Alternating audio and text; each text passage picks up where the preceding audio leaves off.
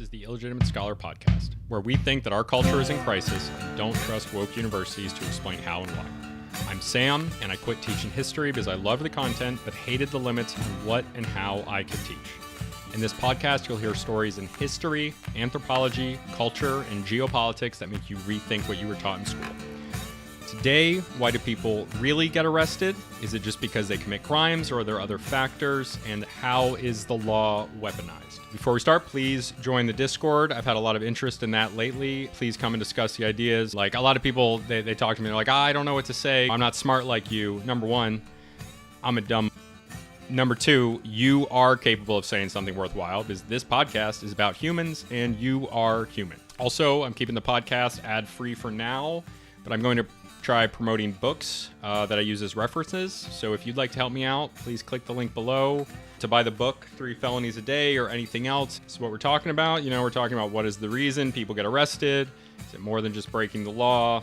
How has the law been weaponized, and why should this scare us all? Harvard University professor Harry Silvergate estimates that daily life in the United States is so overcriminalized, meaning that there are so many laws that you're breaking on a daily basis, that the average American professional commits 3 felonies a day.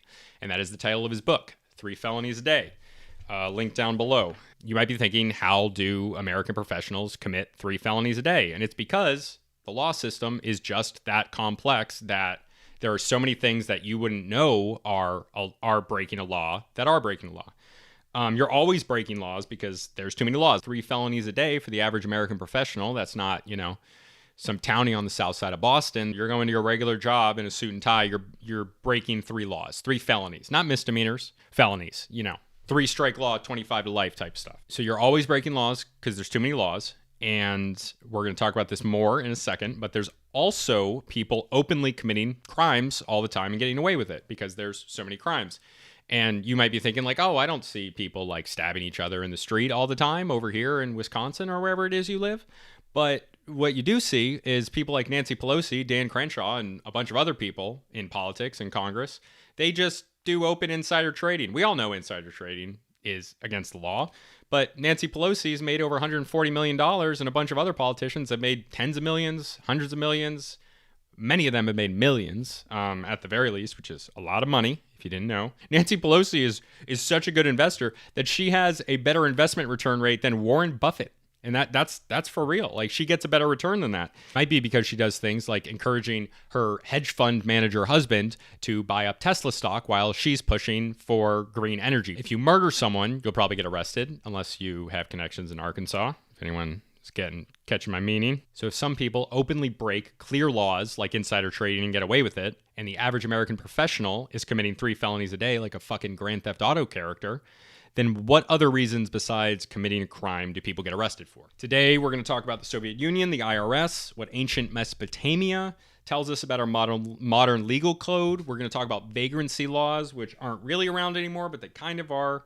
We're going to talk about Donald Trump, the gap in marijuana arrests between white and black people, Lavrenti Beria. Okay, I don't know. I don't know how to say Lavrenti, whatever. Beria, if you saw that movie, The Death of Stalin, great movie.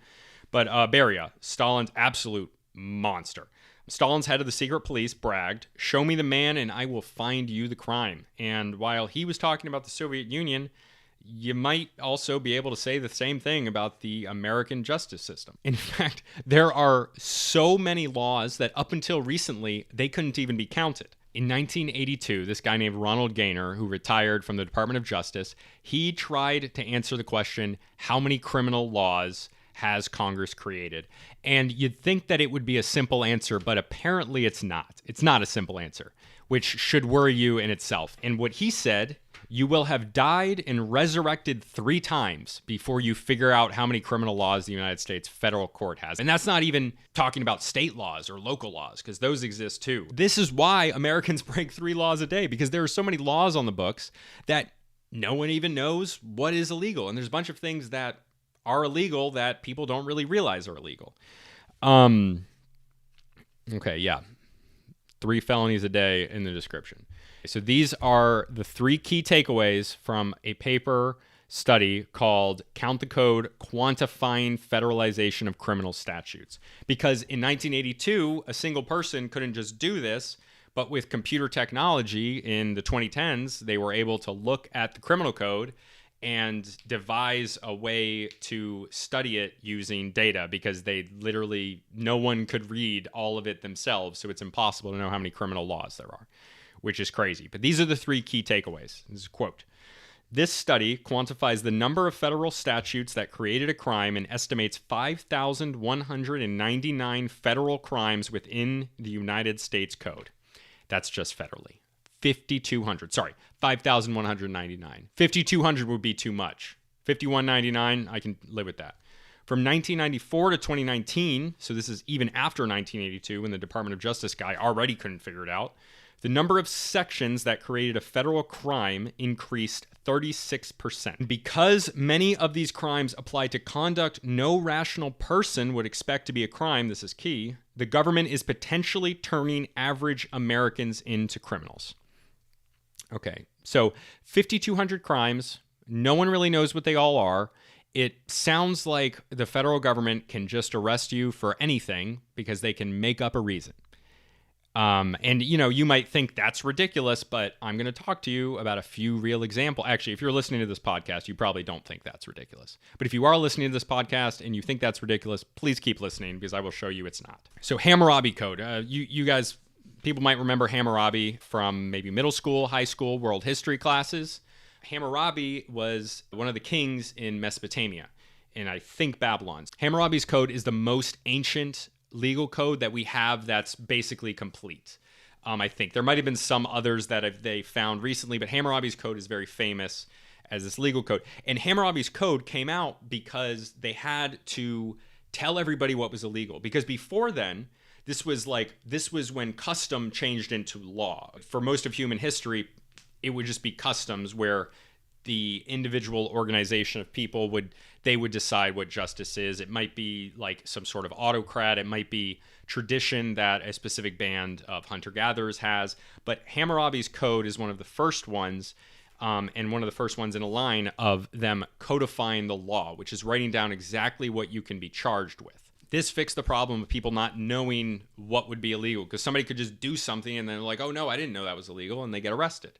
So this allowed everybody to know what's illegal, can't do this, can do that. So everyone was on the same page.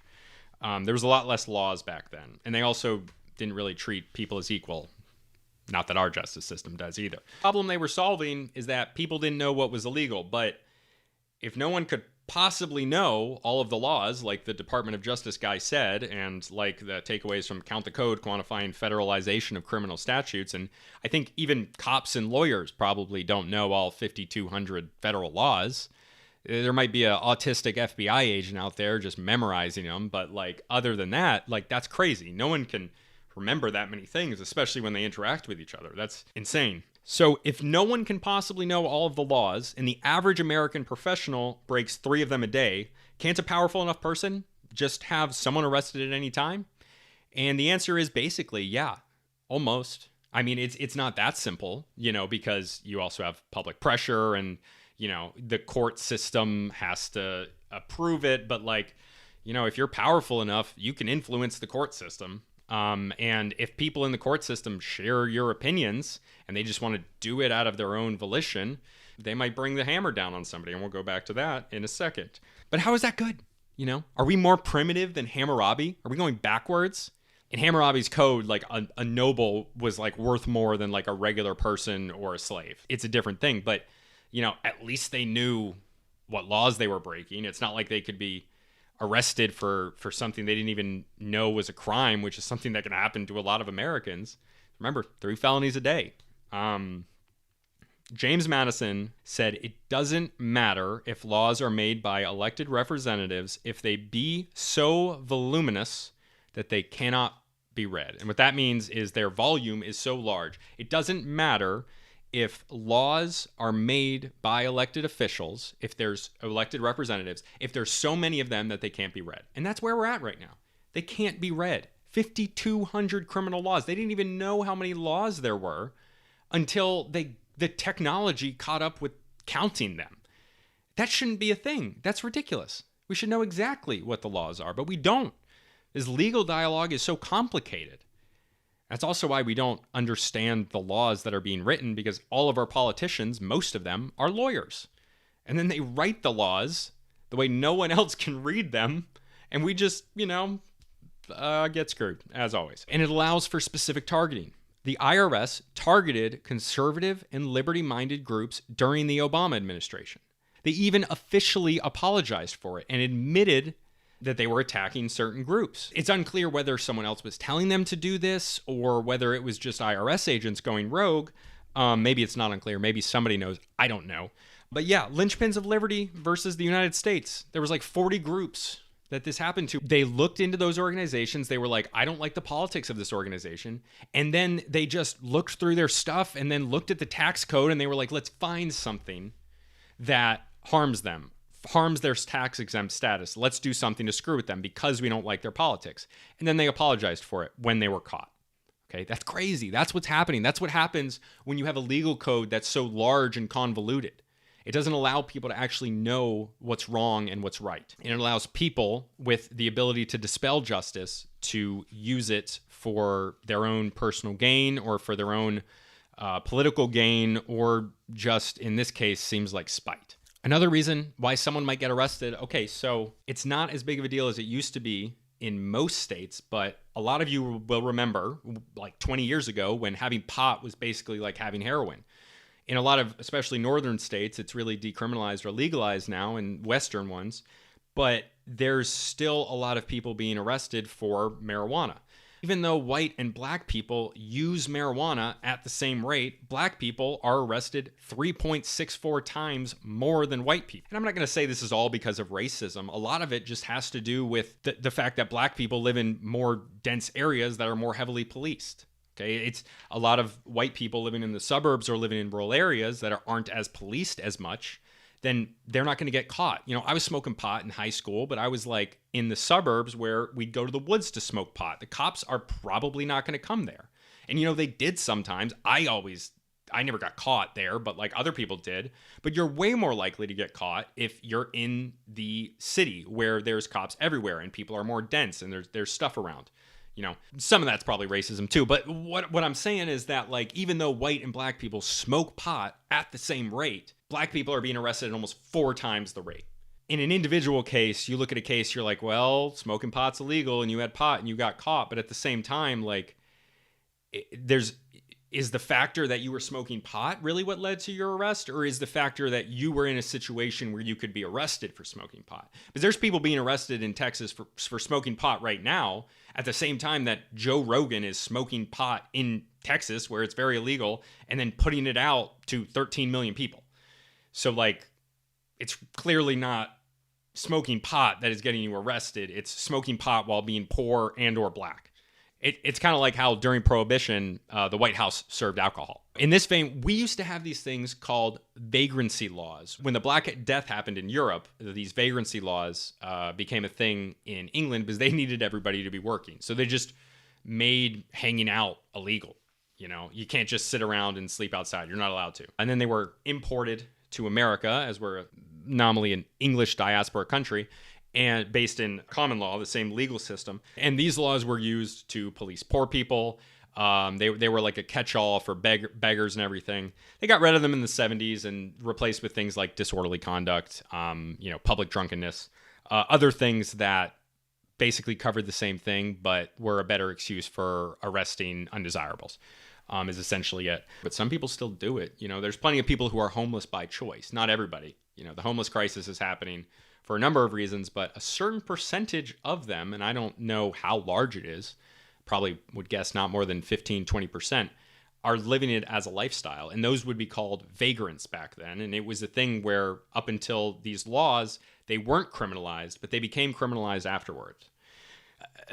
One of the things about vagrancy laws is that they did exist before, but they became a little bit more popular in about 1866 when there was a new vagrancy law in Virginia, as well as some other places in that time period. And, if you're okay with dates in history, you would know that 1866 is 1 year after the Civil War. So you can guess what vagrancy laws were used in the South to do. And I'll spell it out for you. They were used to just arrest former slaves who were just hanging out and didn't want to work. And who would want to blame them? Who would blame them?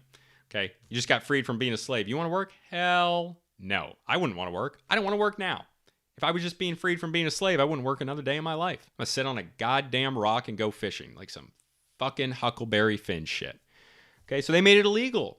And then they do punishments since what freed the slaves allowed for forced labor in prisons. They just kind of took poor white people and black people and they just turned them into a kind of new form of a slave class at the time. It's not funny. I'm not laughing because it's funny. I'm laughing because it's like, wow, they just freed the slaves. It was this great thing. And then immediately it's like, nah, we're going to find a new way to get around it. You know, that's what happens. I mean, that's the root of vagrancy laws. And that's the reason I'm talking about vagrancy laws like this is because they are kind of a law that's like, is brought about as kind of a catch-all for just like, that person, I don't like that person. And, you know, we got to do something about that. And that brings us to Trump.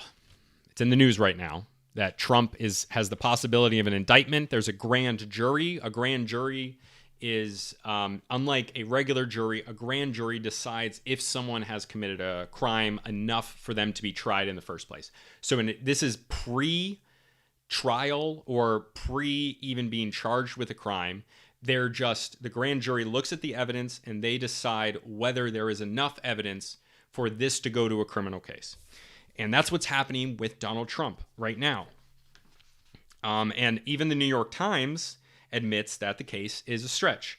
The case against the former president hinges on an untested and therefore risky legal theory involving a complex interplay of laws. What the New York Times is saying, the monarch, we'll go gender neutral, the monarch of Orange Man Bad is telling you that it's an untested legal theory based on a complex interplay of laws. And knowing what I just told you about how there's 5,200 laws, they're very complicated, they were impossible to count until we had like computer software, advanced computer software, because they had computers in the 80s. They just didn't have the ones that could calculate the laws in the United States. You'd think that a person should be able to do that. You shouldn't have to be a legal scholar to be able to do this, but even a legal scholar couldn't do it in the 80s, and now it's worse. And even the New York Times is admitting that it's a risky legal theory involving a complex interplay of laws. So it's a complex interplay in this already convoluted system. That sounds like a load of fucking bullshit to me, doesn't it? And I don't even like Trump. I don't like Trump, but like, if you're arresting somebody on a complex interplay of laws and we have 5,200 laws, like, why are you arresting him? Is it because you decided that this is a crime worth prosecuting when there's rapists and killers out in the street everywhere and we don't have Epstein's client list? What's the real point? And it's, if you try hard enough, you can find a reason to arrest somebody. 3 felonies a day. I'm sure Donald Trump does 3 felonies an hour. The dude's probably breaking laws all the time, just like all these rich people. They're breaking laws all the time. They're allowed to if you're rich. You're allowed to break laws. If you're rich, they let you do it. I'm not even saying Trump is innocent. He's probably guilty of a lot of stuff. He might even be guilty of this, whatever that means. I mean, it's a complex interplay of laws. I don't think he's innocent, but he's not more guilty than other people in politics. So Mark Pomerantz, who investigated Mr. Trump for the Manhattan District Attorney's Office, reveals in his book that he was asked in 2017 to join the DA's office for the sole purpose of going after Mr. Trump. Mr. Pomerantz wrote that unlike prosecuting killers, the prospect of prosecuting Mr. Trump made him emotional as Mr. Trump disgusted him.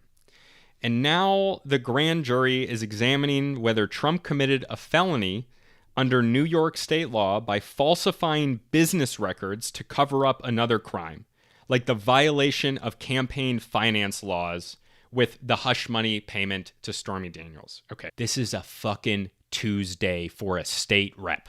Okay, this is not something that they don't all fucking do.